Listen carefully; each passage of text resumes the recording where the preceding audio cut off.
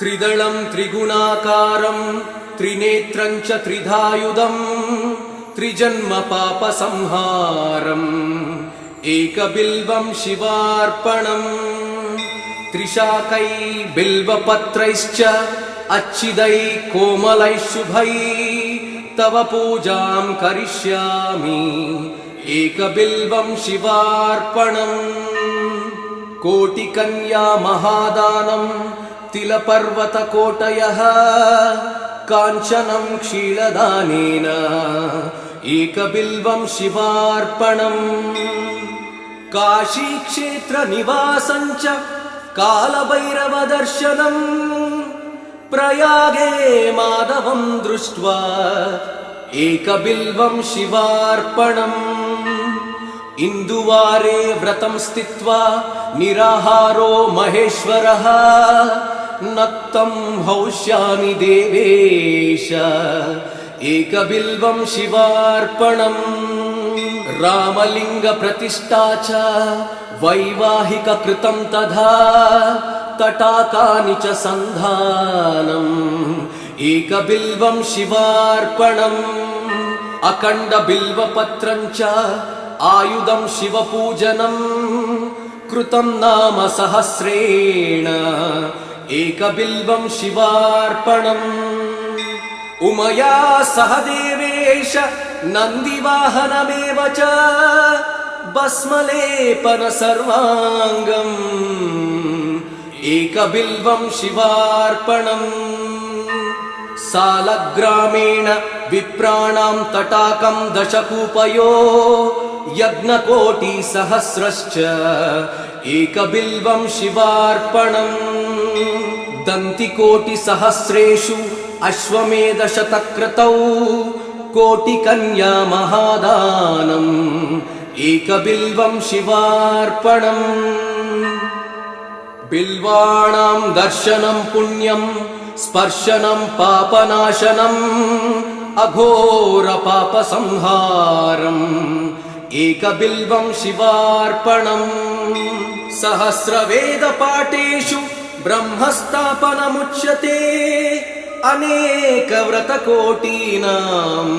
एकबिल्वं शिवार्पणम् अन्नदानसहस्रेषु सहस्रोपनयनं तथा अनेकजन्मपापानि एकबिल्वं शिवार्पणम् बिल्वाष्टकमिदं पुण्यं यः पठेत् शिवसन्निधौ शिवलोकमवाप्नोति एकबिल्वं शिवार्पणम्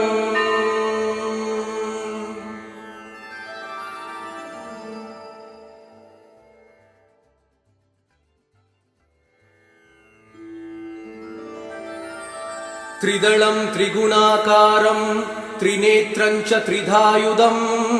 त्रिजन्म पापसंहारम् एकबिल्वं शिवार्पणम् त्रिशाकै बिल्वपत्रैश्च अच्छिदै कोमलै शुभै तव पूजां करिष्यामि एकबिल्वं शिवार्पणम् कोटिकन्या महादानं तिलपर्वतकोटयः काञ्चनं क्षीरदानेन एकबिल्वं शिवार्पणम् काशीक्षेत्रनिवासं च कालभैरवदर्शनम् प्रयागे माधवं दृष्ट्वा एकबिल्वं शिवार्पणम् इन्दुवारे व्रतं स्थित्वा निराहारो महेश्वरः नक्तं हौष्यामि देवेश एकबिल्वं शिवार्पणम् रामलिङ्गप्रतिष्ठा च वैवाहिककृतं तथा तटाकानि च सन्धानम् एकबिल्वं शिवार्पणम् अखण्डबिल्वपत्रं च आयुधं शिवपूजनम् कृतं नाम सहस्रेण एकबिल्वं शिवार्पणम् उमया सह देवेश नन्दिवाहनमेव च भस्मलेपन सर्वाङ्गम् एकबिल्वं शिवार्पणम् सालग्रामेण विप्राणां तटाकं दशकूपयो यज्ञकोटिसहस्रश्च एकबिल्वं शिवार्पणम् दन्तिकोटिसहस्रेषु अश्वमेधशतक्रतौ कोटिकन्या महादानम् एकबिल्वं शिवार्पणम् बिल्वाणां दर्शनं पुण्यं स्पर्शनं पापनाशनम् अघोरपापसंहारम् एकबिल्वं शिवार्पणम् सहस्रवेदपाठेषु ब्रह्मस्थापनमुच्यते अनेकव्रतकोटीनाम् एकबिल्वं शिवार्पणम् अन्नदानसहस्रेषु सहस्रोपनयनं तथा अनेकजन्मपापानि एकबिल्वं शिवार्पणम् बिल्वाष्टकमिदं पुण्यं यः पठेत् शिवसन्निधौ शिवलोकमवाप्नोति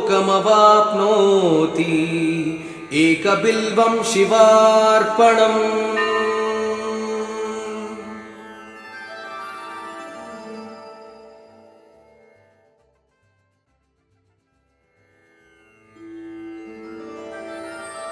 त्रिदलं त्रिगुणाकारं त्रिनेत्रं च त्रिधायुधं त्रिजन्मपापसंहारम् एकबिल्वं शिवार्पणम् त्रिशाकै बिल्वपत्रैश्च अच्छिदैः कोमलैः शुभैः तव पूजां करिष्यामि एकबिल्वं शिवार्पणम् कोटिकन्या महादानं तिलपर्वतकोटयः काञ्चनं क्षीरदानेन एकबिल्वं शिवार्पणम् काशीक्षेत्रनिवासं च कालभैरवदर्शनम् प्रयागे माधवं दृष्ट्वा एकबिल्वं शिवार्पणम् इन्दुवारे व्रतं स्थित्वा निराहारो महेश्वरः नक्तं हौष्यामि देवेश एकबिल्वं शिवार्पणम् रामलिङ्गप्रतिष्ठा च वैवाहिककृतं तथा तटाकानि च सन्धानम् एकबिल्वं शिवार्पणम् अखण्डबिल्वपत्रं च आयुधं शिवपूजनम् कृतं नाम सहस्रेण एकबिल्वं शिवार्पणम् उमया सह देवेश नन्दिवाहनमेव च भस्मलेपन सर्वाङ्गम् एकबिल्वं शिवार्पणम् सालग्रामेण विप्राणां तटाकं दशकूपयो यज्ञकोटिसहस्रश्च एकबिल्वं शिवार्पणम् दन्तिकोटिसहस्रेषु अश्वमेधशतक्रतौ कोटिकन्या महादानम् एकबिल्वं शिवार्पणम्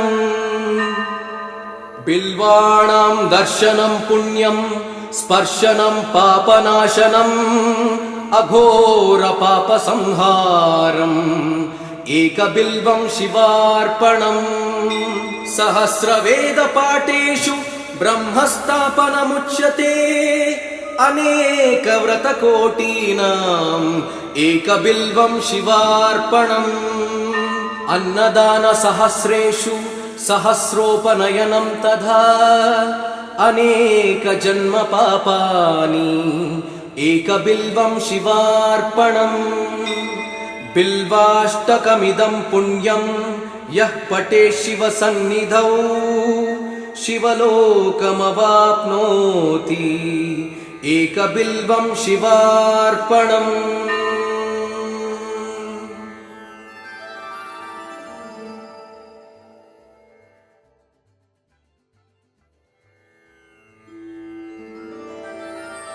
त्रिदलं त्रिगुणाकारं त्रिनेत्रं च त्रिधायुधं त्रिजन्मपापसंहारम् एकबिल्वं शिवार्पणम् त्रिशाकै बिल्वपत्रैश्च अच्छिदै कोमलैः शुभै तव पूजां करिष्यामि एकबिल्वं शिवार्पणम्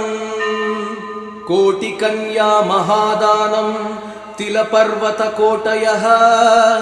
काञ्चनं क्षीरदानेन एकबिल्वं शिवार्पणम् काशीक्षेत्रनिवासं च कालभैरवदर्शनम्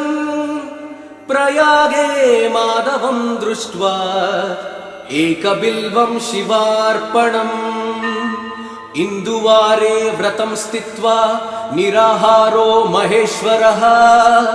नक्तं हौष्यामि देवेश एकबिल्वं शिवार्पणम् रामलिङ्गप्रतिष्ठा च वैवाहिककृतं तथा तटाकानि च सन्धानम् एकबिल्वं शिवार्पणम् अखण्डबिल्वपत्रं च आयुधं शिवपूजनम् कृतं नाम सहस्रेण एकबिल्वं शिवार्पणम् उमया सह देवेश नन्दिवाहनमेव च भस्मलेपन सर्वाङ्गम् एकबिल्वं शिवार्पणम् सालग्रामेण विप्राणां तटाकं दशकूपयो यज्ञकोटिसहस्रश्च एकबिल्वं शिवार्पणम् दन्तिकोटिसहस्रेषु अश्वमेधशतक्रतौ कोटिकन्या महादानम् एकबिल्वं शिवार्पणम् बिल्वाणां दर्शनं पुण्यं स्पर्शनं पापनाशनम् अघोरपापसंहारम्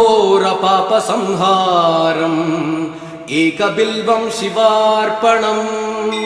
सहस्रवेदपाठेषु ब्रह्मस्थापनमुच्यते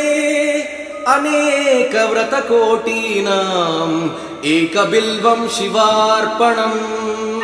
अन्नदानसहस्रेषु सहस्रोपनयनं तथा अनेकजन्मपापानि एकबिल्वं शिवार्पणम् बिल्वाष्टकमिदं पुण्यं यः पठेत् शिवसन्निधौ शिवलोकमवाप्नोति एकबिल्वं शिवार्पणम्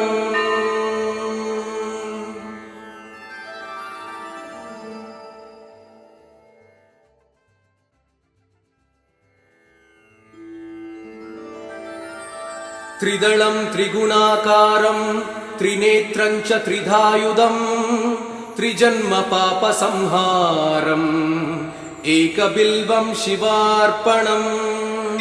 त्रिशाकै बिल्वपत्रैश्च अच्छिदै कोमलैः शुभै तव पूजां करिष्यामि एकबिल्वं शिवार्पणम् कोटिकन्या महादानं तिलपर्वतकोटयः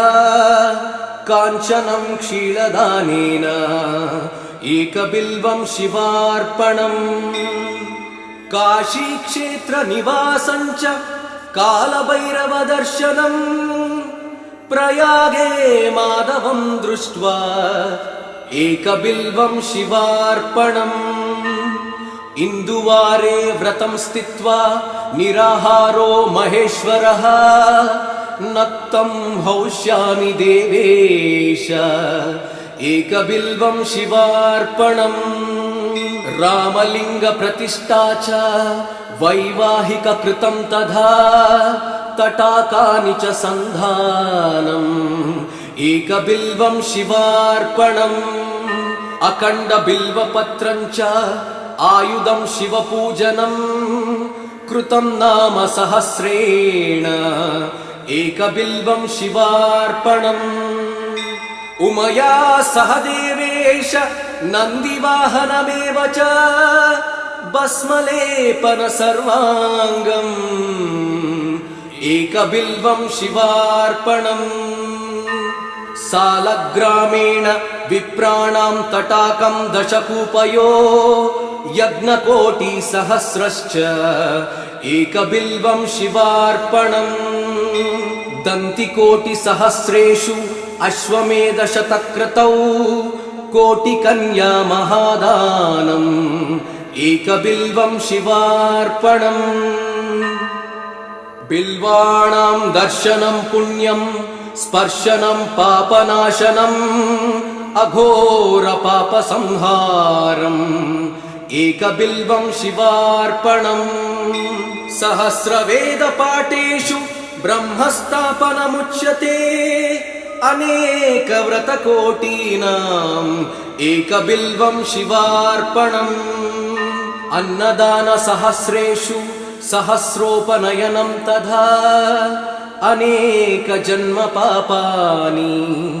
एकबिल्वं शिवार्पणम् बिल्वाष्टकमिदं पुण्यं यः पठेत् शिवसन्निधौ शिवलोकमवाप्नोति एकबिल्वं शिवार्पणम्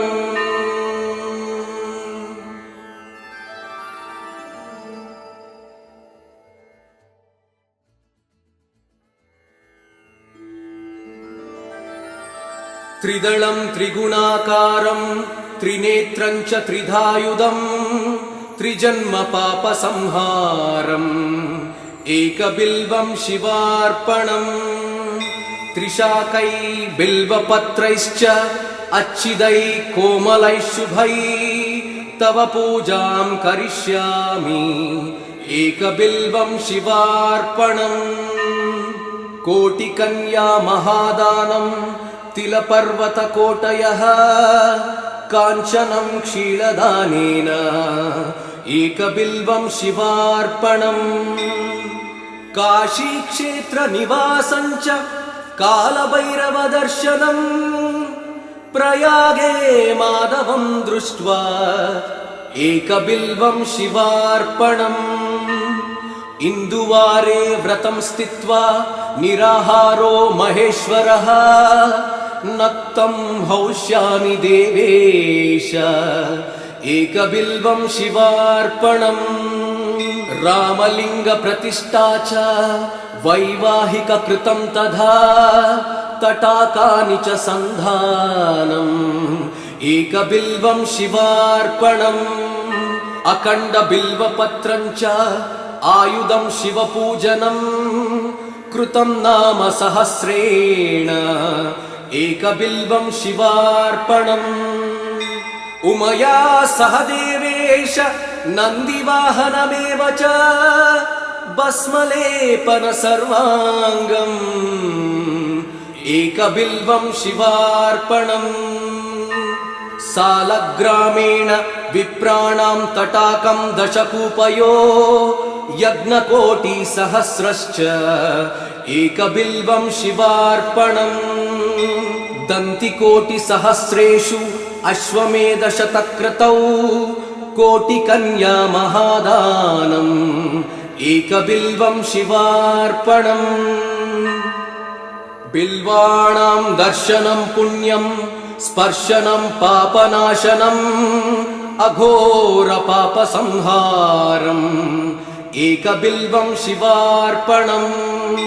सहस्रवेदपाठेषु ब्रह्मस्थापनमुच्यते अनेकव्रतकोटीनाम् एकबिल्वं शिवार्पणम् अन्नदानसहस्रेषु सहस्रोपनयनं तथा अनेकजन्मपापानि एकबिल्वं शिवार्पणम् बिल्वाष्टकमिदं पुण्यं यः पठेत् शिवसन्निधौ शिवलोकमवाप्नोति एकबिल्वं शिवार्पणम्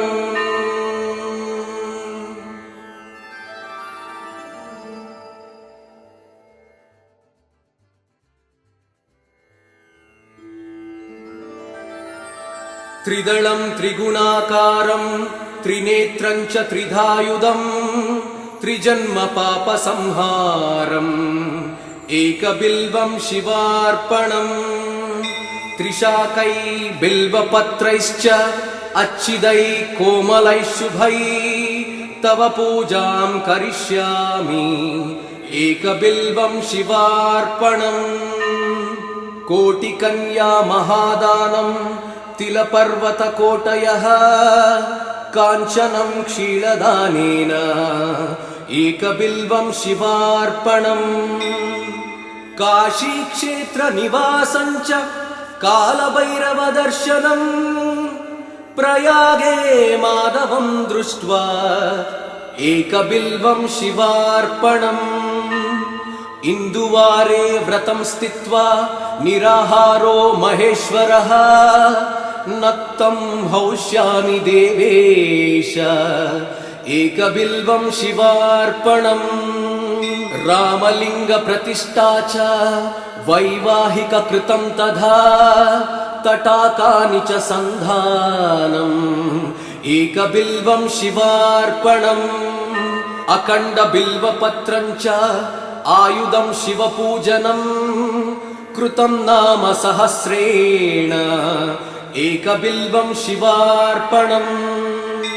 उमया सह देवेश नन्दिवाहनमेव च भस्मलेपन सर्वाङ्गम् एकबिल्वं शिवार्पणम् सालग्रामेण विप्राणां तटाकं दशकूपयो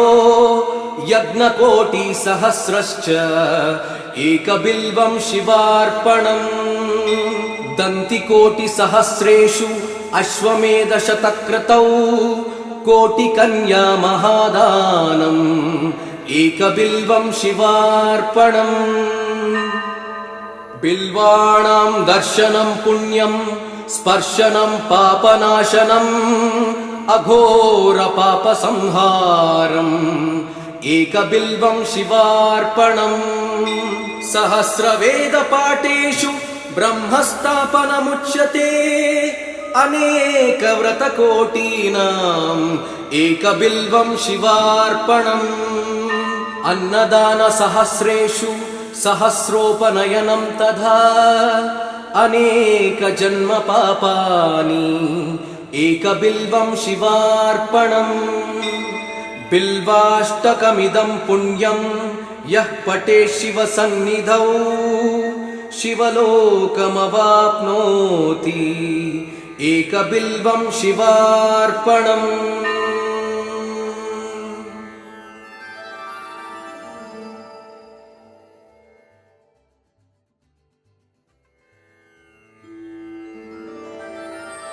त्रिदलं त्रिगुणाकारं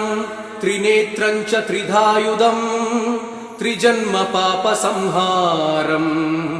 एकबिल्वं शिवार्पणम् त्रिशाकै बिल्वपत्रैश्च अच्छिदै कोमलै शुभै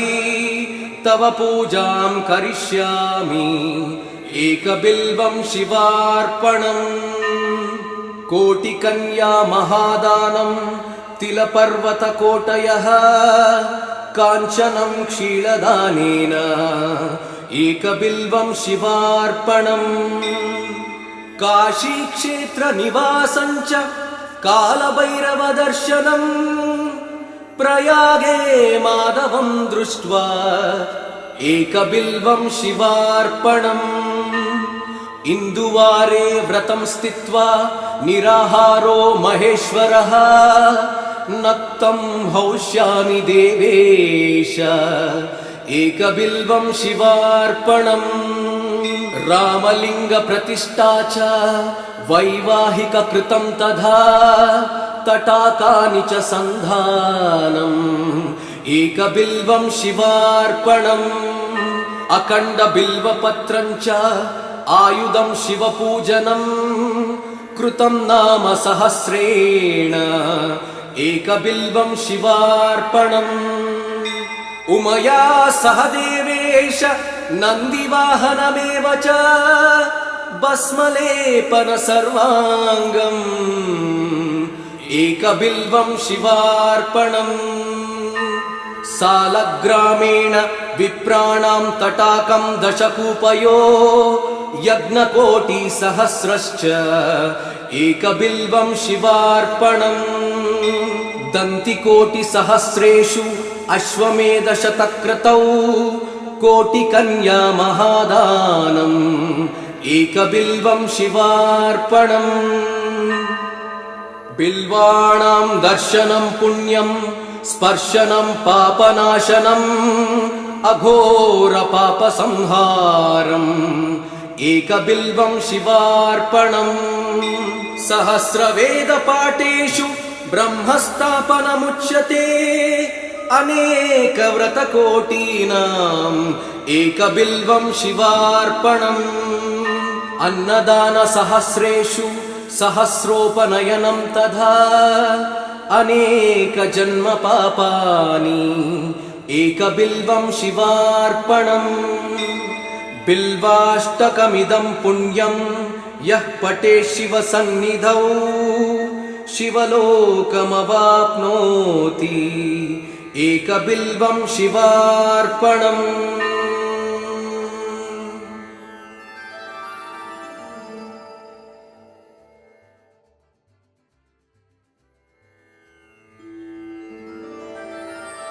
त्रिदलं त्रिगुणाकारं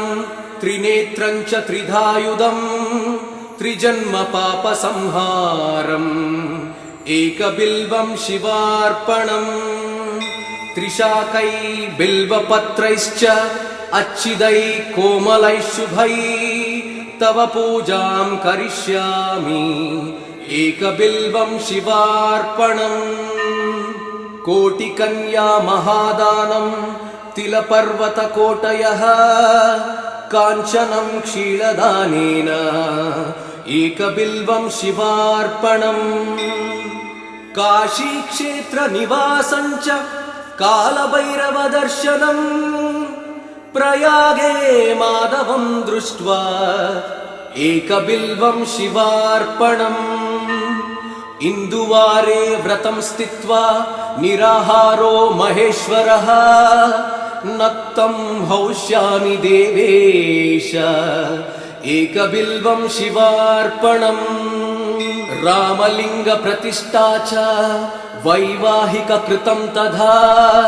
तटाकानि च सन्धानम् एकबिल्वं शिवार्पणम् अखण्डबिल्वपत्रं च आयुधं शिवपूजनम् कृतं नाम सहस्रेण एकबिल्वं शिवार्पणम् उमया सह देवेश नन्दिवाहनमेव च भस्मलेपन सर्वाङ्गम् एकबिल्वं शिवार्पणम् सालग्रामेण विप्राणां तटाकं दशकूपयो यज्ञकोटिसहस्रश्च एकबिल्वं शिवार्पणम् दन्तिकोटिसहस्रेषु अश्वमेधशतक्रतौ कोटिकन्या महादानम् एकबिल्वं शिवार्पणम् बिल्वाणां दर्शनं पुण्यं स्पर्शनं पापनाशनम् अघोरपापसंहारम् एकबिल्वं शिवार्पणम् सहस्रवेदपाठेषु ब्रह्मस्थापनमुच्यते अनेकव्रतकोटीनाम् एकबिल्वं शिवार्पणम् अन्नदानसहस्रेषु सहस्रोपनयनं तथा अनेकजन्मपापानि एकबिल्वं शिवार्पणम् बिल्वाष्टकमिदं पुण्यं यः पठेत् शिवसन्निधौ शिवलोकमवाप्नोति एकबिल्वं शिवार्पणम्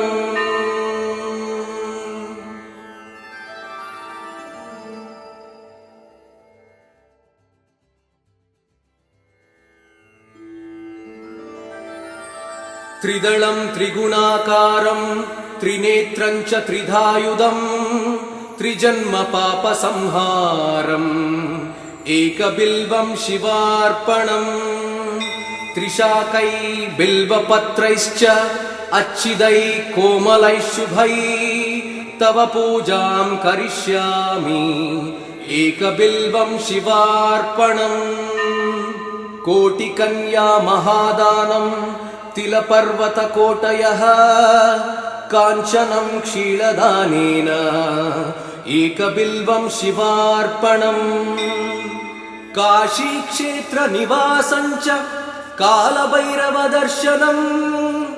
प्रयागे माधवं दृष्ट्वा एकबिल्वं शिवार्पणम् इन्दुवारे व्रतं स्थित्वा निराहारो महेश्वरः नक्तं हौष्यामि देवेश एकबिल्वं शिवार्पणम् रामलिङ्गप्रतिष्ठा च वैवाहिककृतं तथा तटाकानि च सन्धानम् एकबिल्वं शिवार्पणम् अखण्डबिल्वपत्रं च आयुधं शिवपूजनम् कृतं नाम सहस्रेण एकबिल्वं शिवार्पणम् उमया सह देवेश नन्दिवाहनमेव च भस्मलेपन सर्वाङ्गम् एकबिल्वं शिवार्पणम् सालग्रामेण विप्राणां तटाकं दशकूपयो यज्ञकोटिसहस्रश्च एकबिल्वं शिवार्पणम् दन्तिकोटिसहस्रेषु अश्वमेधशतक्रतौ कोटिकन्या महादानम् एकबिल्वं शिवार्पणम् बिल्वाणां दर्शनं पुण्यं स्पर्शनं पापनाशनम् अघोरपापसंहारम् एकबिल्वं शिवार्पणम् सहस्रवेदपाठेषु ब्रह्मस्थापनमुच्यते अनेकव्रतकोटीनाम् एकबिल्वं शिवार्पणम् अन्नदानसहस्रेषु सहस्रोपनयनं तथा अनेकजन्मपापानि एकबिल्वं शिवार्पणम् बिल्वाष्टकमिदं पुण्यं यः पठेत् शिवसन्निधौ शिवलोकमवाप्नोति एकबिल्वं शिवार्पणम्